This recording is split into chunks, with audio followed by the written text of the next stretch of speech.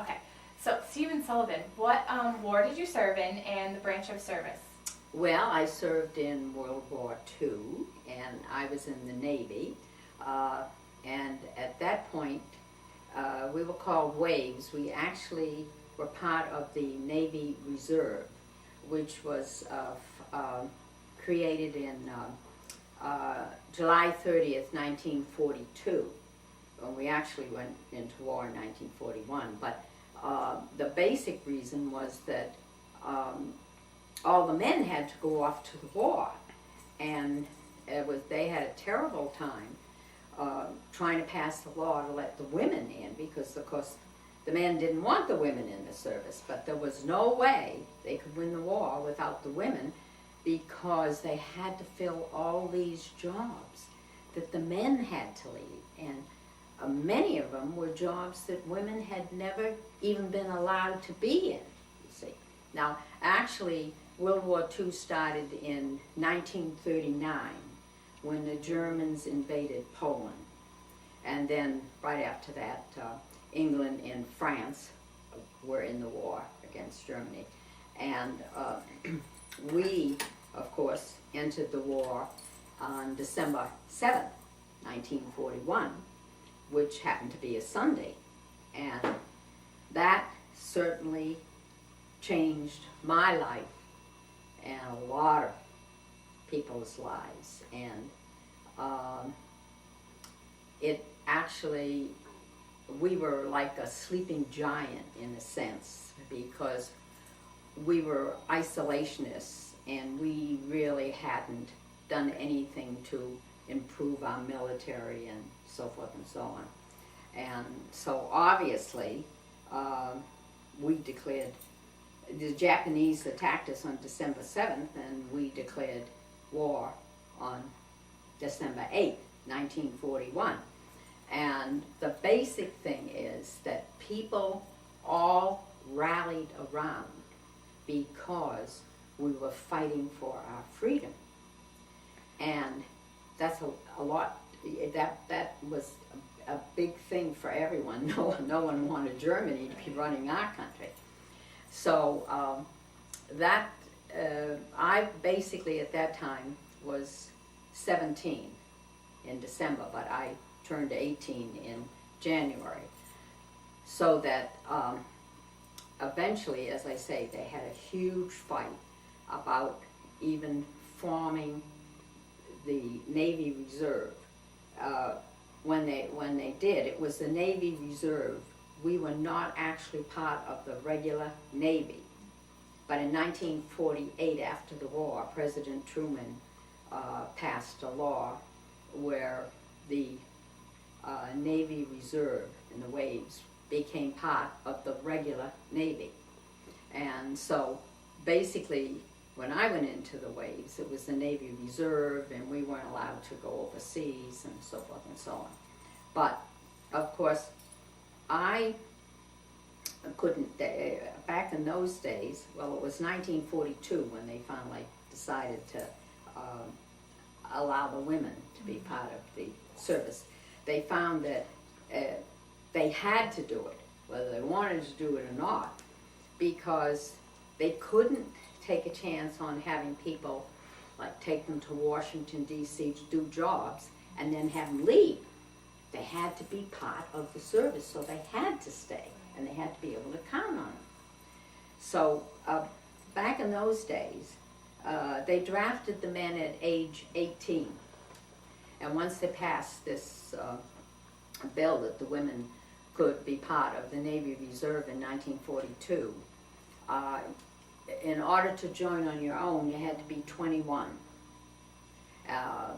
for the enlisted people. And with your parents' permission, this is for women, you could enter the service at 20. So the enlisted people, basically, it was from, let me think now, it was from age 20 with parents' permission up to age 35. For the officers, it was age 20 up to age 50. And basically they had boot camp for the enlisted people at Hunter College in New York. And the officers went to Smith College and Wellesley and Mount Holyoke. And Mildred McAfee was the first lieutenant commander for the waves for the Navy. So I'll let you ask me something. I can go on forever. You're supposed to ask me a question, so. Okay. What was your rank? Well, I started in as a lowly seaman. In other words, you had to have a college education in order to go in. I might step back a little bit and say that I was one of 9, and when the war came, there wasn't any money for me to go to college, so I had decided to go into nursing training, figuring that the war, no one knew how long the war was going to last, and I was 18, so, but the problem is I went into nursing training and I was in it for about 13 months, but then I couldn't scrub because my skin was so sensitive, so I had to leave. And then I was fortunate enough to get a job at the Springfield Armory, where they taught me drafting. Well, of course, women never could go into drafting before the war. I mean, all these jobs opened up, and women were in everything.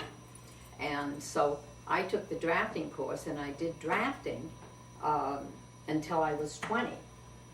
And of course, during that time, you listen to all the propaganda. In fact, what is this? Here's the cute thing here. Oh. She's helping to win. How about you? Serve in the Navy and the waves, see?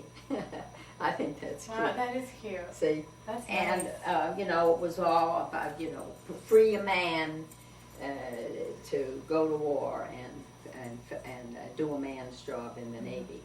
So I wasn't able, basically, to go into the service until I was 20. So that was in 1944. And I had 6 younger brothers. Oh, wow. So, in fact, they say, well, why did you go into the service? People had different reasons. I went in basically because I was patriotic and I felt that I could help and I wanted to do something.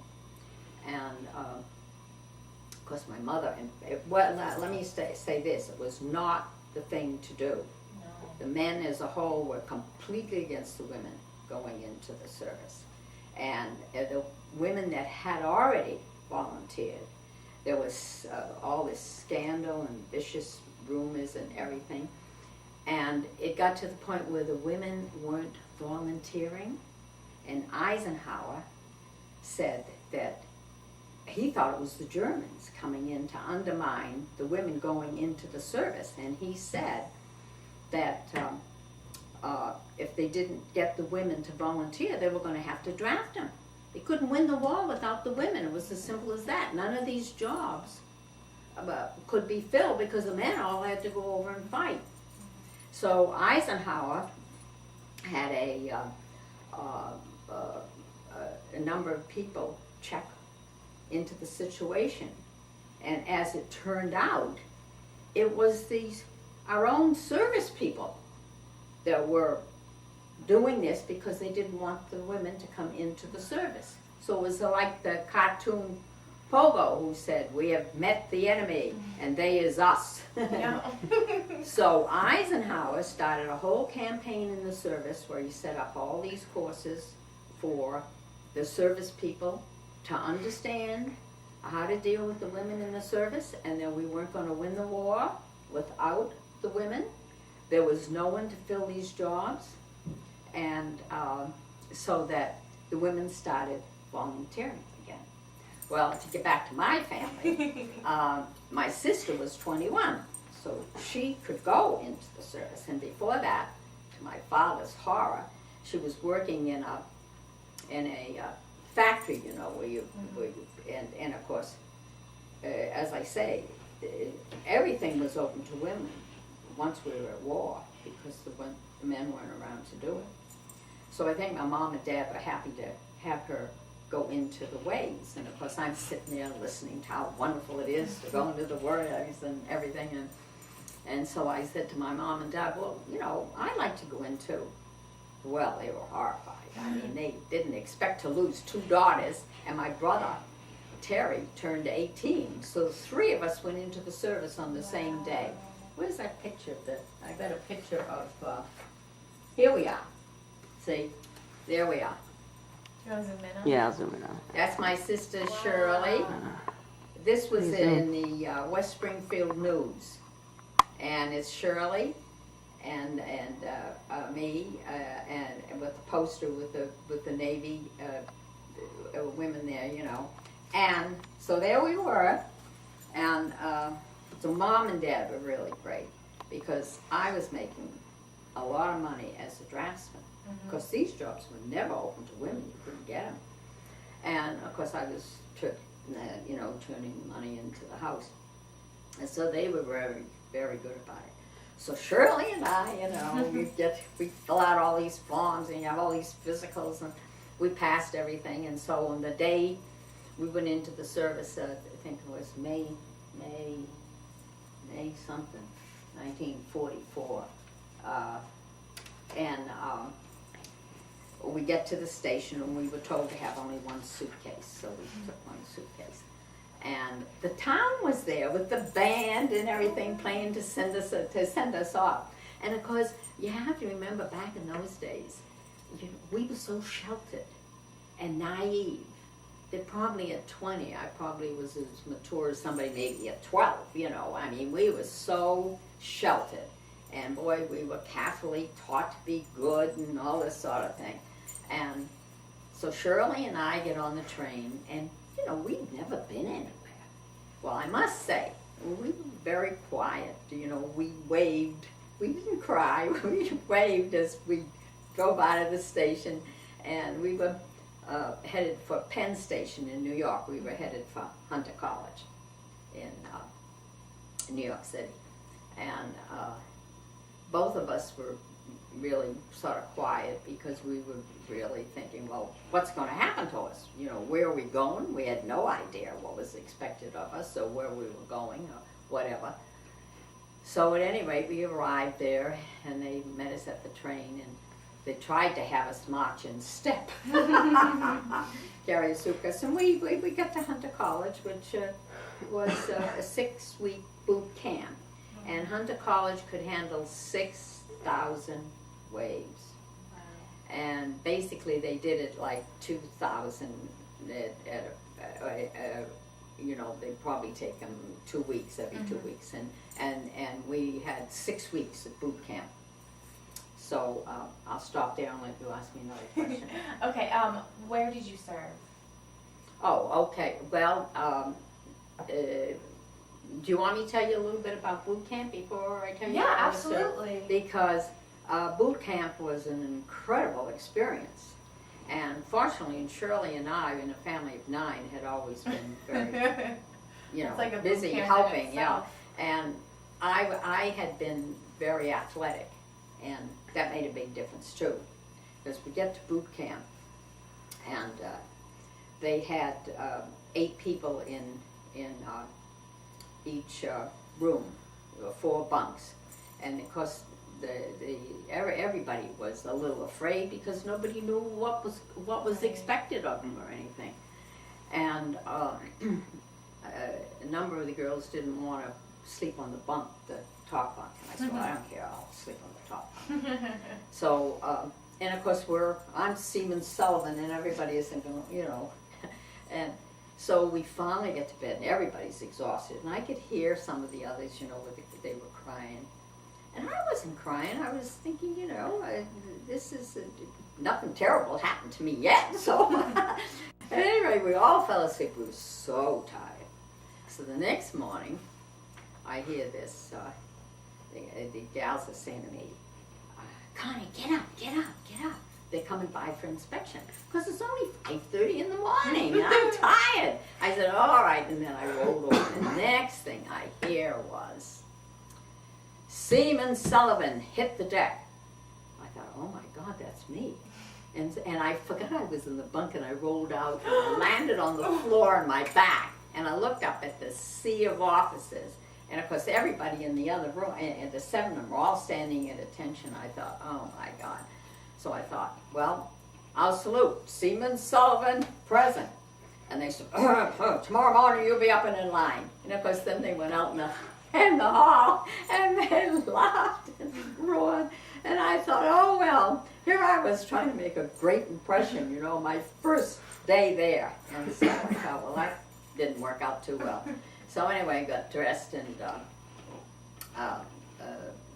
I'll skip up to that night when they had some officers come around. And you're standing in line, and they wanted somebody to volunteer. They had this big area where a great big gym. They were going to have basketball team, and they're what was supposed to entertain everybody else. And so I thought, oh, great, here's my chance to make a name for myself. I was a good basketball player, even though I wasn't very tall. I was a good player. So I volunteered. Oh my God, the next day, you cannot believe it. We got up at 5:30. We had every shot known to mankind, you know, tetanus everywhere. Oh, it was terrible. And of course, from 5:30 on, they had us drill and march. You marched everywhere. And basically the first 3 days, it was involved with having all these various classes and physicals and drills and marching and all that sort of thing. So they came in, and I said to them, I can't play basketball because I can't play. Oh, what are you talking about? You've got to get out there on the court. You know, you volunteer, you volunteer. So one thing I learned out of that is never volunteer.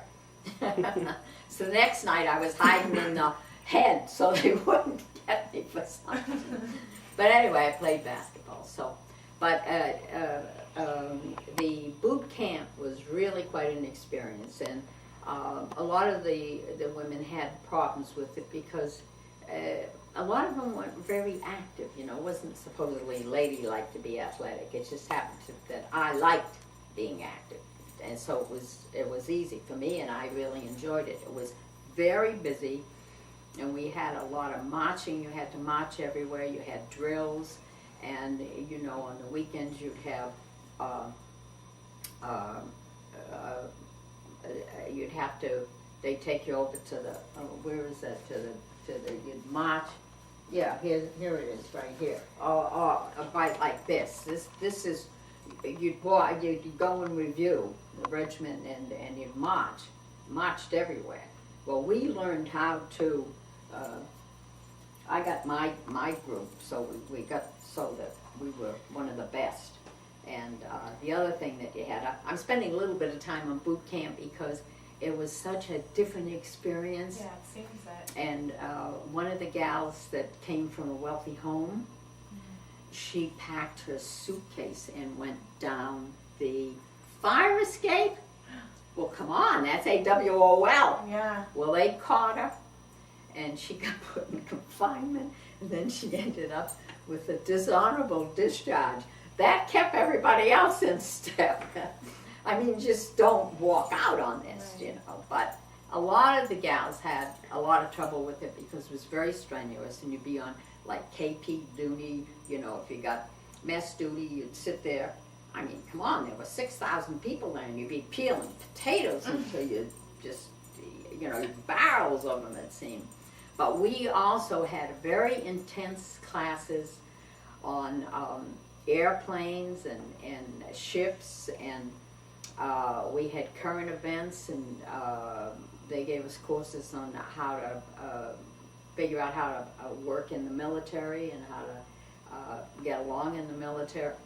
And we had all kinds of classes, identifying ships, identifying planes, current events.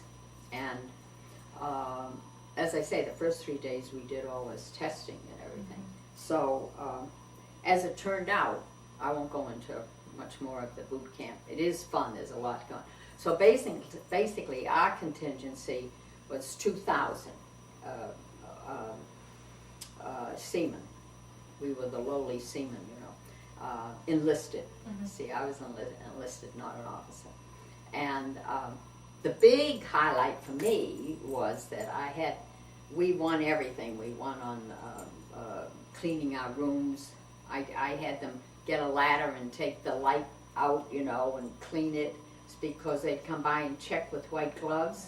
And if it wasn't clean, you didn't get any liberty. And of course, you wanted to get some liberty. We did get a couple of times. Shirley and I and a couple others went into New York. We'd never been to New York. We went to Rockefeller Center.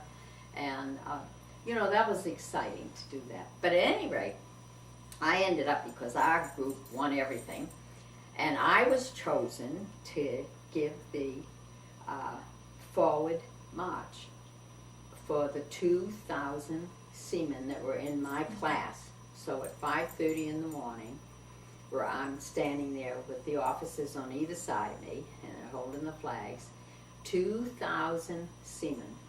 And I had a megaphone, and then they brought the flag down. So I gave the command for forward march. Well, that's a moment I'll remember all my life. I mean, it was just incredible to see. And then I got to ride with the officers. And one of the officers carried my luggage for me. And of course, all my friends, and the officers kind of waving to me, And then I had 500 waves I was responsible for that were going to Washington, D.C. on the train. And I said to the conductor, I said, I am so tired, I'll never stay awake. I'm going to give you all this food. You make sure everybody gets fed. So, at any rate, that's boot camp. And now, I was stationed in Washington, D.C. Okay. And I was stationed at the hydrographic office. And I'll show you a picture. This was the waves at the hydrographic office here. And did you get that okay, Don? Mm-hmm. And then inside here, let's see. On this page, on the bottom, I'm in that picture. I was a cartographer. Okay. Wow. And basically, did you get that all right, Don? Yep. Basically, see, I'll put this stuff over here so that some of this stuff here, I'll get down. I showed you that picture, didn't I, of the two of us going into. Oh, here's the one on Rockefeller Center. Oh, when you went to visit? Yeah, there's Rockefeller Center. When we were on Liberty. Mm-hmm. Oh, I gotta tell you one other thing, because it really is funny. When I was in boot camp, this friend of mine, we went to Annapolis for the day, and I'd never been up in a plane. Of course, I'm only 20, and she thought I was crazy. She said, oh my God, Connie, you're gonna get killed. And I talked the pilot into, he was going up for maneuvers. I had no idea what I was doing. And they got all this you can't see this, but there I am in my little what do you call it? What do they put on The parachutes? Or the parachute? Yeah, thanks, the parachute. And the thing is that I got into the plane, and the next thing I hear is the pilot saying to me, Seaman Sullivan, get ready for a dive. And I thought, oh, so he dives down, and there's water. And I thought, uh-oh, this is it. We're not going to come. And of course, the planes weren't that good in those days. Right. I mean, I didn't know that at the time, sweeping up. After a whole hour of that, by the time we landed, and I didn't get sick. They gave me this bag when I got on. I asked them. I said, "What's that for?" And they said, "Oh, you know if you have to use it." So anyway, they had to lift me out of the plane because the parachute was so heavy. And when I got down, I was like a sailor, walking. When you get off a ship, but that was an exciting moment. But see, all these, I had a wonderful time at boot camp. And of course, a lot of the women didn't like it. Right. Because it's discipline, you do what you have to do, you do what you're told, and it was hard work and everything else. But having never been anywhere, you know, they actually going into the service was a way of getting away from the ties of home, and a chance to grow up where somebody else was taking care of you. Really, they're giving you a place to live. So anyway, I ended up in Washington D.C. and I remember getting off the train, and somebody came and picked us up, and I remember looking up at the Supreme Court and the Capitol and thinking, oh, wow, you know, I joined the Navy to see the world, and what did I see? I saw D.C. But it had so much to offer. And of course, I'd never been anywhere. I mean, it was wonderful. And we still didn't know where we were going or what we were going to do until we got to the barracks. And then when I got to the barracks, I was one of the very lucky ones, believe me, because, let me say this to you, that Washington was like a small town. You could walk anywhere. You could go into the Supreme Court or into the Congress and whatever. And they had probably about 500,000 people. And by the end of the war, they had at least 1 million. And one of the big problems they had with the waves, they had about 85,000 waves. And at least 25 to 30,000 of them served in Washington, D.C., so the housing problem was terrible. And a lot of the waves had terrible housing and terrible jobs. I was one of the lucky ones. I was in Sullivan, Maryland, and no women had ever worked in Sullivan, Maryland. You know, all the guys had to go. So I had a great job as a cartographer. I was drawing maps and charts for the flyers, and when I first got there, was like a small motel, and then in probably a month or so, we were able to get an apartment. So 4 of us were in this apartment with 2 bedrooms, 2 baths. It was great.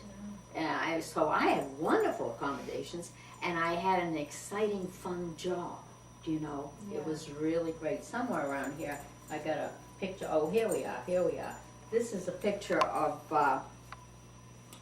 This is a picture. We're horsing around here of the front of our apartment, and 3 of the gals. Now that's the winter uniform, which was very stylish, a navy blue suit with white, and we really looked super in that. And then this was the summer uniform. It was the seersucker, and we're once again in front of our apartment there. See, that's the seersucker ones. That's kind of cute. So to answer your question as to what I basically did, because I was lucky enough to have that drafting course, I got assigned to doing, it was, as I say, Sullivan, Maryland, in the hydrographic office. And it was very fascinating work. In fact, out in the South Pacific, we didn't have any maps of the islands. And the flyers used to go and take pictures, send them back to us, and then we would draw a map very carefully. Wow. Because you'd send it back to them. And you'd put the bridges, and every time I did the map, I said a prayer, please let me put the bridge in the right place. So they follow what they're supposed to. But a lot of these flyers, they were on aircraft carriers, you see, and they had no maps or anything. And so this is what we did, and it was fascinating work. And so basically I was, as I say, I was a seaman. I was an enlisted personnel, and I went from 1st to 3rd or whatever it is. Here's my little thing. That was when I was a lowly seaman. But and here I guess I showed you this, where we had a lot of reviews. Yeah, we had a lot of reviews, and that's Shirley and I. And here, see some of this. You can see where we had, there were a lot of us, and in Washington, and because that was a boot camp, and you'd have 2,000 of us, and we had, you know, Eleanor Roosevelt come and inspect. Boy, you did drill, and up 2, 3, 4, you kept in step. And so I was one of the fortunate ones. A lot of them didn't like the Navy, but they had terrible accommodations and they had jobs, but they did everything, believe me. Even flying, I mean, they drove trucks, they did, and communications, they had a huge number of ways in communications because there weren't any men there. But one great thing that the service did for the women is allow them to go into all these jobs they were never allowed to go into. And it was a huge opening, made a huge difference in everybody's life. And basically, the great gift that we did get was that we had the GI Bill. And so when I came out, I went to college on the GI Bill, and so did, I'm one of 9, 5 of my siblings ended up. So Mother and Daddy only had to educate 4. So before I go rambling on again, is there something else you'd like to ask me? So you said you enlisted. Yeah. Where were you living? Where at the time? I was living in Massachusetts. In Massachusetts? Yeah, Okay. West Springfield, right. Okay, and then you said that you joined because you were being, patriotic. Right, exactly. And I had been exposed, well, I use the word propaganda to, all these things. Join, free a man, do a man's job, join the service.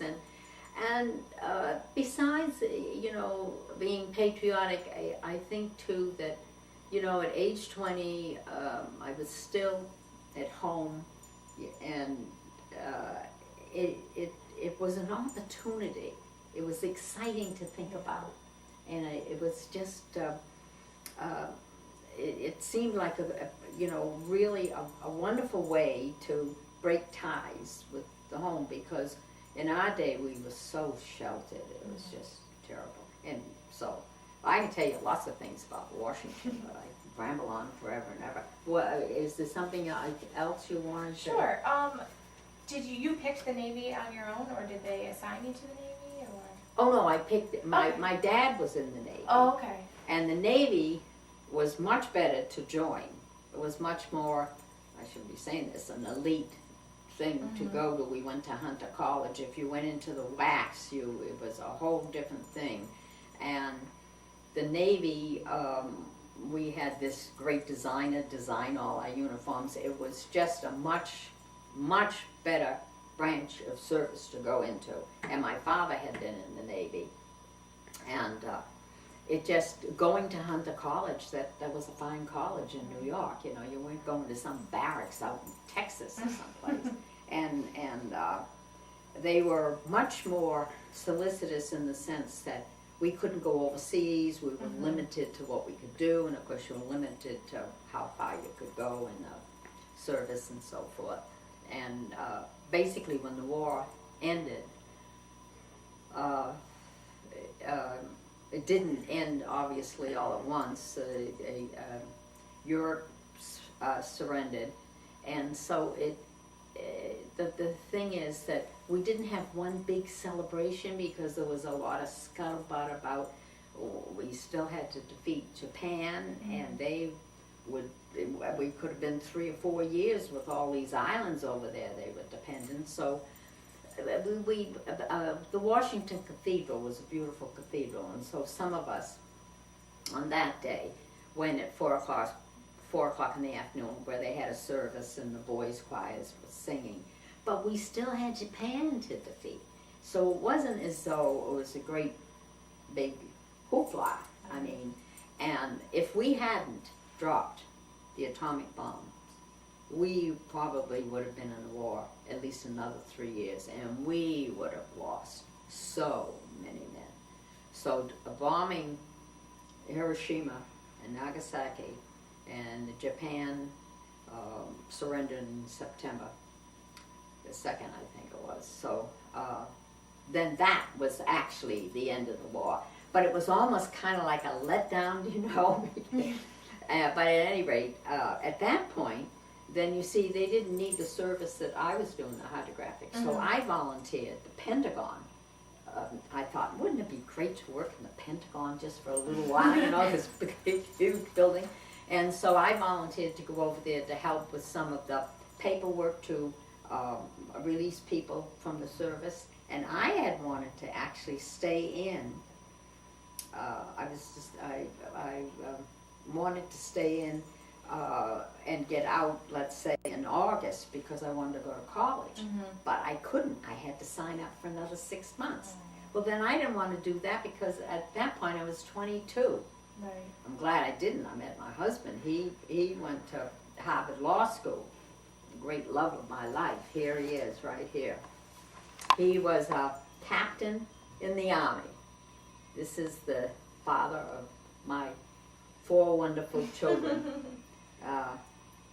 He was my great love, my soulmate, my everything. He's very handsome.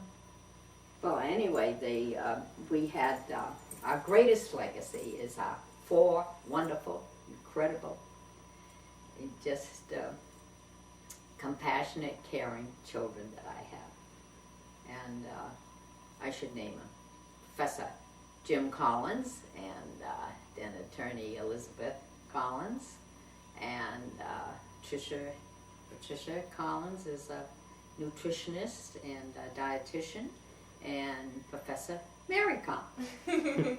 So they all did quite well. Yeah, absolutely. So but he was in, and he went to, and I probably tell you that this is fun. Go ahead. What a difference the war made in my life, because Mother and Daddy couldn't send 9 of us to college. And I had this wonderful experience in the Navy. A lot of people didn't, but I did. And then I got to go to college, and Jim was at Harvard Law School, and I was right next door to Boston University, Sargent College. I was majoring in physical therapy, and I tell you, they were 1,200 men. They didn't take women in those days at Harvard. 1,200 men in that Harvard class. I got a proposal every week. It was, there weren't any women there. It was just one guy, proposed to me. I said, you don't even know my name. I think they were afraid they weren't going to have enough women going around. And of course, back in those days, it was much stricter. They got married. It's not like we have a different environment today. But that's where I met Jim. And so the fact that I was able to go into the service and then go to college put me in an environment where, I could meet someone like this. And this was wonderful. I should show you this little Oh, is that the ration stuff? Oh, did I hold up this little Oh, book no, the for you? Time magazine. This is so cute. This is a small Time magazine that they sent to the men overseas. Isn't that cute? That is so I think that's great. I found that the other day and I thought I'd show you that. And then, of course, this is no, that's not a very good picture. What's this thing? Oh, that's me again. Here's the war ration book. I think I showed you that. Here's my little United States Navy. Specialist X, 3rd class. And I went in on May 4th, 1944, and I was out in March 1946. So I was in almost 2 years. But I got a lot more out of it than I felt that I gave. But a lot of people did not have good experiences in the service. And basically, when I came home, it was difficult because I stopped talking about having been in the waves and so forth, because people were still against the women going in, and they'd have parades and everything for the men, but they thought it was terrible, go off unchaperoned and all this sort of thing. So it was only until the later generations that they'd come and shake my hand and thank me for being in their Navy. and they couldn't win the war without the women, because the women did every job that the man did, because they had to. You know, they were all in the communications. They had, a tremendous number of ways in communications. And then when you came back, unfortunately, a lot of the women slipped back into the old. But the thing is, there's a lot of them that didn't, that took advantage of the GI Bill. And it was really a great foundation for the 60s, because when we came back, we had already been in a lot of these jobs, like drafting and all these jobs that they would, and they found that in many of the jobs, the women were much better at it, like drafting, the fine drafting. I almost went and got a master's degree in drafting, but I thought I'd like physical therapy better. But then I married Jim, and we had a wonderful marriage. I was one of those lucky people that had one of those great love affairs, and we got involved in politics, and I found that I liked that better than anything else. So I really felt sorry about the women that sort of fell back into the routine of just being a housewife and not really taking advantage of the opportunity to go to college. And a lot of the women didn't even know that they could use the GI Bill, because they didn't know they were eligible for it. But at any rate, my experience was boot camp was difficult, but I really liked it. And my experience in the Navy was absolutely great. And I could talk for another 10 hours on all the fun I had. How did you keep in contact with your family when you were in D.C.? Oh, well, right. You see, we'd get liberty, we'd get leave, so Okay. I'd go home. So And one of my roommates was from Texas, so one time I went to her house in Texas. Oh, I'd yeah. never been to Texas, and I gave her we got some gasoline rationing, so her father took me all around on that. And then she came home to my house, and then of course we'd call and write, and basically where I lived, and I had a wonderful apartment, and I could walk right to my to work. I was much better off than, I would say, 95% of the ways that were in Washington, because the housing was a real problem. Right. And then we had the USO we could go to, and you could go to dances and all sorts of things. And the sad thing is, you know, you'd meet somebody and you'd go to the show with them, and if you held hands, that was a lot. And we'd have to, it was so many people there. If you wanted to see a movie, you had to stand in line through one whole show. You could never, but everybody would visit. But the sad thing is, you meet somebody at the USO, and then the next thing you know, a week later they're gone. Yeah. So that was difficult. But we went around to Annapolis and Williamsburg, and people had us in their homes. And I used to go ice skating all the time at Chevy Chase. And, you know, it was really, for me, it was a great experience. Of course, the war as a whole was a horror. We lost so many young people. And I had one brother that was on an aircraft carrier for 4 years. Oh boy, he hated the Japanese, let me tell you, because they'd go out on a plane, and he lost so many of his friends. And he would never buy a Japanese car. Oh boy. Well, you know, you go through something like that, and you really don't get over it, you know. Did you feel stressful at all, or any pressure during your job, like when you were serving, or?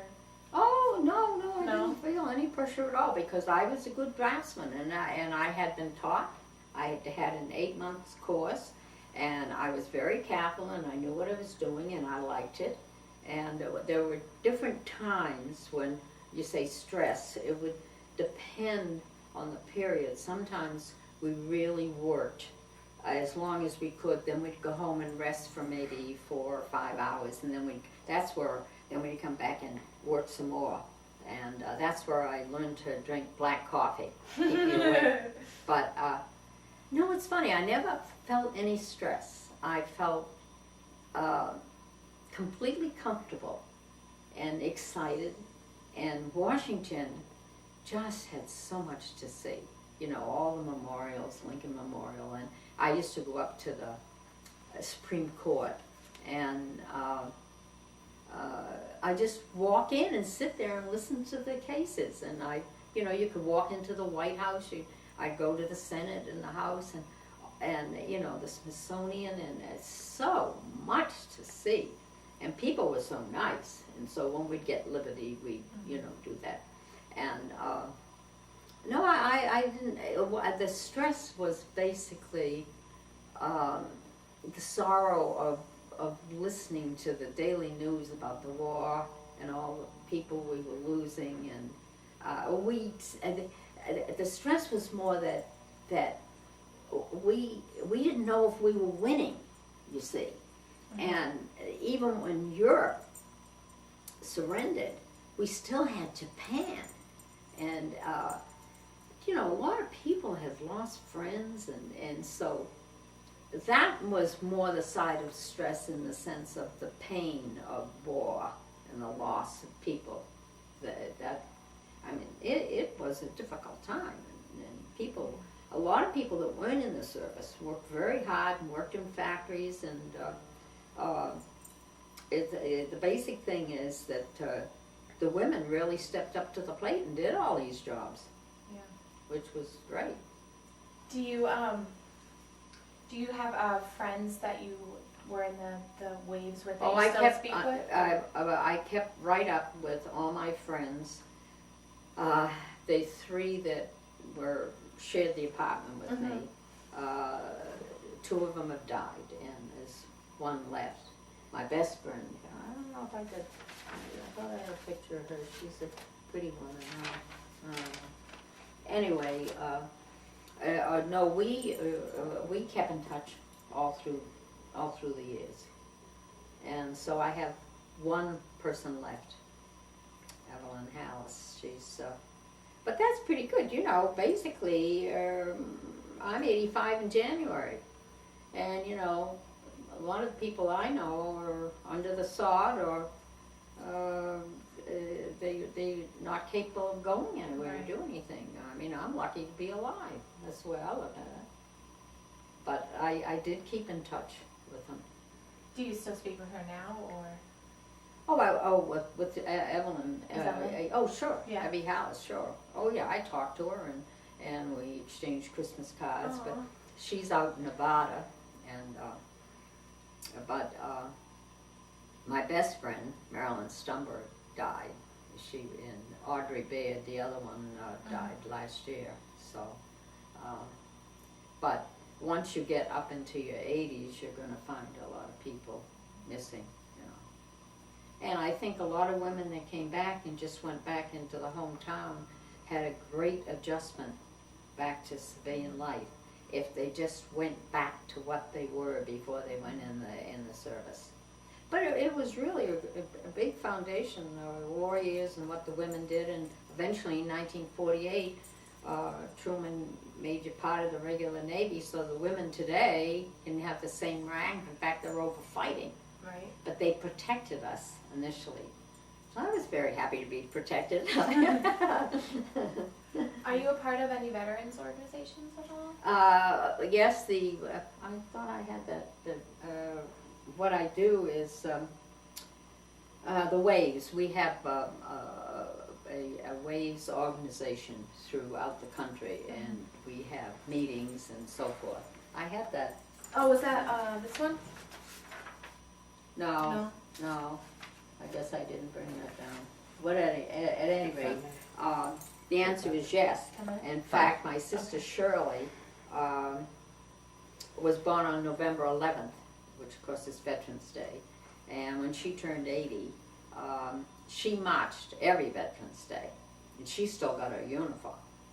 And so for her 80th birthday, I flew out to Tallahassee and marched in the parade with her. Wow. And we were the only two that walked. All the men veterans went on the floats. And Shirley and I were running along, giving flags out to all the people, And we were on television for 2 minutes that night. And the woman was a young woman. She was so excited. And she was talking about us and showing, the pictures of how we were handing out the flags. And then she said, and then she said it was Shirley's 80th birthday. And she said her sister Constance flew all the way in from Connecticut. And so I come from outer space or somewhere. So, I'll march in the parades. And I belong to this, and I've gone to the meetings and everything. And we have, now they've done away with the name, the Waves, but we've kept it. It's too bad I didn't have, I do have it somewhere. I just got all the, grabbed all this stuff last night to make sure I had something to show you, because I think it's more fun if you have some pictures, And I have some other stuff in there online. But as you can see, I can talk on forever. Absolutely. All right, so one more question, because we only have a few minutes left on the tape. But, Okay. So after the war, you went to college and you got your master's degree in physical therapy.